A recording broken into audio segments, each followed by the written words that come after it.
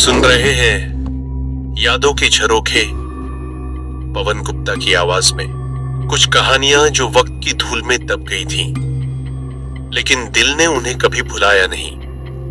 ये किस्से हैं बीते लम्हों के, कुछ सच्चे, कुछ अधूरे और कुछ जो अब भी खिड़की के उस पार खड़े हैं, इंतजार में कि कोई उन्हें फिर से जिए, फिर से सुने। तो चलिए खोलते हैं यादों का ये झरोखा और देखते हैं आज किस लम्हे की दस्तक। आज मैं आपको सुनाने जा रहा हूं एक कहानी, एक भिखारी की, या शायद एक पागल की, या यूं कह लीजिए एक ऐसा मंजर जो इतिहास के पन्नों में दफन तो था, मगर उसकी परछाई आज भी कुछ आंखों में कांपती है। एक ऐसा सच जो दिखता तो सबको था, पर समझ किसी को नहीं आता था। आज की ये कहानी डर की नहीं, डर की चुप्पी की है। तो आइए खोलते हैं यादों का ये झरोखा और झांकते हैं उस साए में जो हमारे बहुत करीब होकर भी कभी दिखाई नहीं दिया। भिखारी बाबा भाग दो वो कौन थी? लेखक पवन कुमार गुप्ता। पिछली बार आपने सुना कहानी का अहम किरदार नौकरी की वजह से अपने पुराने कमरे को छोड़कर एक नए घर में शिफ्ट होता है। बाहर से सब कुछ ठीक लगता है, शांत मोहल्ला, सस्ते किराए वाला कमरा। लेकिन जैसे जैसे रातें बीतती हैं, घर की दीवारों में कुछ छुपा हुआ सन्नाटा उसके दिल दिमाग पर छाने लगता है। रात को चलने की आहटें, अदृश्य परछाइयां और डरावनी सरसराहटें उसे बेचैन कर देती है। इन्हीं अजीब घटनाओं के बीच उसकी मुलाकात होती है एक बूढ़े भिखारी से, जिसकी टूटी फूटी बातें, पागल हंसी और सूनी आंखें जैसे किसी डरावने इतिहास की तरफ इशारा करती है। हमारा हीरो उसे नजरअंदाज करने की कोशिश करता है, लेकिन अब बहुत देर हो चुकी है। भिखारी बाबा की बातें अब उसके सपनों में उतरने लगती है। डर कभी बाहर से नहीं आता, डर हमारे भीतर होता है और कभी कभी वो शक्ल लेकर हमारे सामने आ खड़ा होता है। अकेली रात, अधूरी नींद। आज की रात मेरी नींद मुझसे कोसों दूर थी। नैना, वो रहस्यमयी लड़की, मेरे दिमाग में यूं घूम रही थी जैसे सन्नाटे में कोई छाया। अकेलेपन की ये रात जैसे हर दीवार फुसफुसा रही हो, तू अकेला नहीं है। कमरे से बाहर जाने का मन करता, पर कहीं अंदर कोई अनहोनी न हो जाए, इस डर से जड़ बना पड़ा था। मुझे याद नहीं कब आंख लगी, पर नींद तो जैसे डर की दरारों में घिसटते हुए आई थी। सुबह का सुकून या सिर्फ एक धोखा? सुबह सब कुछ नॉर्मल था, मानो बीती रात कोई सपना हो। खुद को दिलासा दिया कि नैना सिर्फ एक भ्रम थी, शायद उस भिखारी बाबा का डराने का तरीका। ऑफिस में दिन ठीक ठाक गुजरा। रात को थक कर लौटा तो सोचा चाय बना लूं, किताबें पढ़ूंगा, थोड़ा मन बहल जाएगा। मगर जैसे ही किचन में पहुंचा, चाय का बर्तन छूटा था। एक कप भी इस्तेमाल किया हुआ पड़ा था। मैंने तो धोया था ना, या नहीं? दिमाग में हलचल सी मच गई। मैं झूठे बर्तन कभी नहीं छोड़ता। डर के बीज वहीं फिर से अंकुरित होने लगे, लेकिन मैंने खुद को समझा लिया, इग्नोर कर। हॉरर किताब और हकीकत का टकराव। चाय पीते पीते किताब उठाई, कर्जदार, एक डरावनी लव स्टोरी। मैं उसमें ऐसा खोया कि समय का होश ही नहीं रहा। रात 9 बजे खाना खाकर सो गया। लगभग 11 बजे जब गहरी नींद में था, अचानक खट खट खटर पटर बर्तनों की आवाजें। आंख खुली तो सब धुंधला, जैसे नींद और यथार्थ के बीच फंसा हूं। डरते डरते लाइट जलाई, घर में कुछ नहीं था। पड़ोसी के घर से आ रही आवाज रही होगी। मैंने खुद को ताना मारा, सबसे बड़ा डरपोक मैं ही हूं। दीवार पर साया या सिर्फ वहम? कुछ देर बाद खर्रर खर्रर, एक अजीब सी रगड़ने की आवाज, जैसे दीवार को कोई नाखूनों से चीर रहा हो। मैंने कोशिश की देखने की, समझने की, पर उस कोने में गहरा अंधेरा था। लाइट बंद थी और आवाज लगातार वहीं से आ रही थी। अब डर ने अपनी जड़ें पकड़ ली थी। मन ने कहा, नैना है, वही है, वही कुछ कर रही है उस दीवार के पीछे। दिन में जो बर्तन झूठे थे, अब सब जोड़ने लगा। तनाव, डर और बेबसी की चरम सीमा। मैं बिस्तर से चिपक गया, जैसे शरीर मेरा नहीं रहा, केवल गर्दन हिल पा रही थी।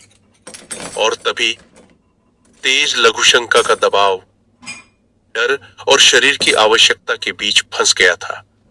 पसीने से लथपथ, दिमाग सुन्न और हर पल एक अंधे भय से जूझता। फिर हिम्मत जुटाकर बत्ती जलाई और देखा। दीवार पर टंगा एक पुराना कैलेंडर जो पंखे की हवा में हिल रहा था। खर्रर, वही आवाज, खोदा पहाड़, निकला चूहा। लेकिन क्या सब कुछ इतना आसान था? रात बीत गई, लेकिन डर वही था। अगली रात 2 बजे किचन से फिर आवाज आई। जाकर देखा, कुछ नहीं था। लेकिन सुबह फिर वही चाय का झूठा कप, झूठा बर्तन। मैंने तो रात को किचन में कुछ नहीं देखा था, फिर ये सब कैसे आया? क्या कोई सच में है या मेरी ही सोच मुझे धोखा दे रही है? डर से भागने की कोशिश और उसका सामना। घर छोड़ दूं, पर एडवांस 5,000 रुपए दे चुका हूं, पैसे भी नहीं है। ऑफिस गया, भूखा, डर को अपने तक सीमित रखा, क्योंकि दुनिया मजाक ही बनाएगी। फिर रात को अमित से बात की, पहली बार किसी को सब कुछ बताया। अमित भी घबरा गया, लेकिन दोस्ती निभाई। हम दोनों ने साथ रात बिताई, मगर आधी रात को फिर वही फ्रिज खुलने की आवाज। अब तो 2 लोग डर रहे थे। तांत्रिक का आश्रम, रहस्य और भय की देहरी। इंटरनेट से मिली जानकारी के अनुसार हम जिस तांत्रिक के पास जाने वाले थे, वो शहर के कोने में एक पुराने पीपल के पेड़ के पास बने छोटे से आश्रम में रहते थे। वहां जाने के लिए एक संकरी गली से होकर निकलना पड़ता था। गली इतनी शांत कि पैरों की आहट तक डराने लगे। हम दोनों पहुंचे, दोपहर का वक्त था, फिर भी वहां साया सा सन्नाटा था। आश्रम बाहर से एक आम झोपड़ी जैसा था, लेकिन पास जाने पर महसूस हुआ यहाँ कुछ है, कुछ ऐसा जो सांसों को रोक देता है। दरवाजे के दोनों ओर भभकती हुई 2 लाल अगरबत्तियां जल रही थीं। अंदर से धीमे धीमे मंत्रोच्चार की आवाज आ रही, जैसे कोई प्राचीन भाषा में कुछ बुदबुदा रहा हो। जैसे ही हमने भीतर कदम रखा, एक तेज गंध, धूप, गोमूत्र, कुछ जड़ी बूटियों की मिली-जुली महक नाक में घुस गई।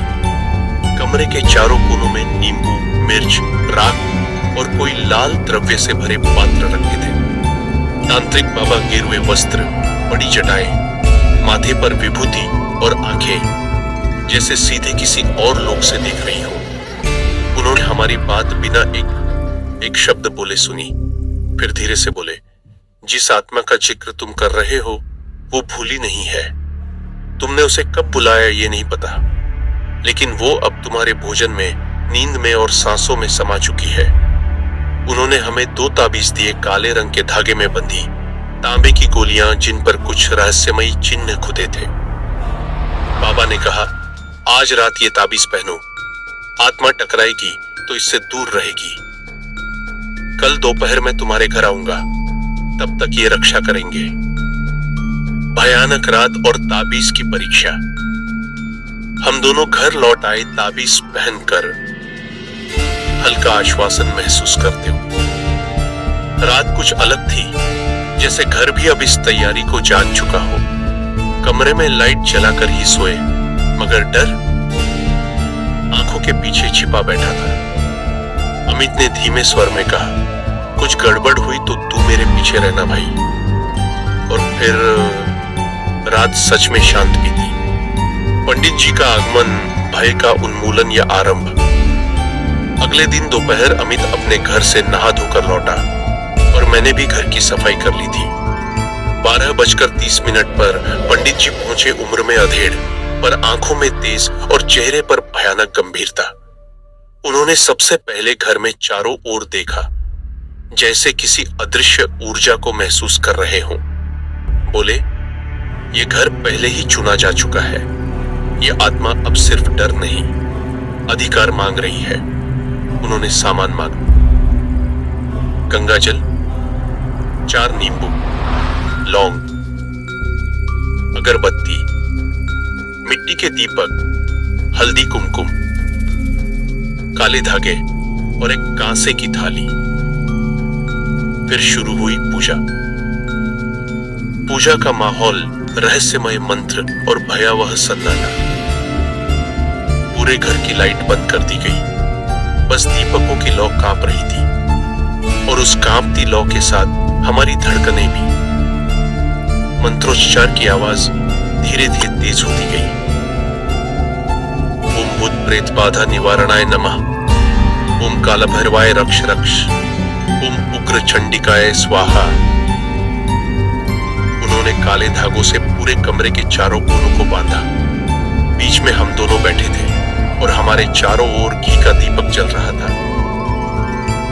तभी अचानक एक जोर की खटाक की आवाज आई, जैसे कोई फ्रिज का दरवाजा खुला हो। पंडित जी ने कहा, हिले नहीं, अब आत्मा यहां है। मैं और अमित पसीने से तरबतर, बस आंखें बंद किए मंत्रों की लय में अपनी जान अटका रहे थे।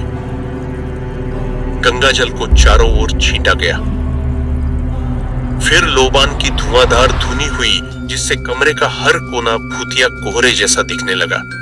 पंडित जी ने एक नींबू को घुमाते हुए दीवार पर मारा। नींबू काला हो गया था। वो यही थी,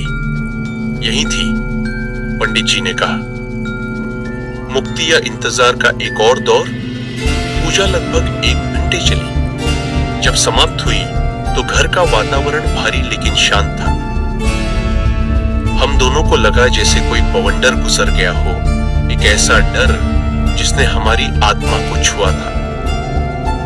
पंडित जी ने 2000 रुपए लिए और जाते समय बस एक बात कही, ये आत्मा अब काबू में है, पर पूरी तरह गई नहीं है। अगर डर फिर से उभरे तो अगली बार आग लगानी पड़ेगी। और उस रात अमित चला गया। मैं अकेला था, पर पहली बार घर में एक सन्नाटा था, पर डर नहीं था।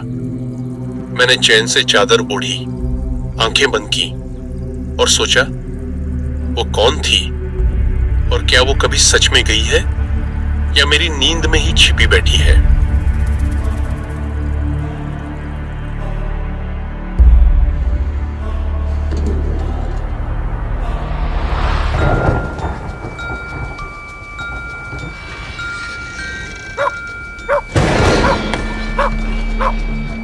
तो दोस्तों, भिखारी बाबा पार्ट 2 की कहानी यहीं खत्म होती है, लेकिन सवाल अभी भी बाकी है।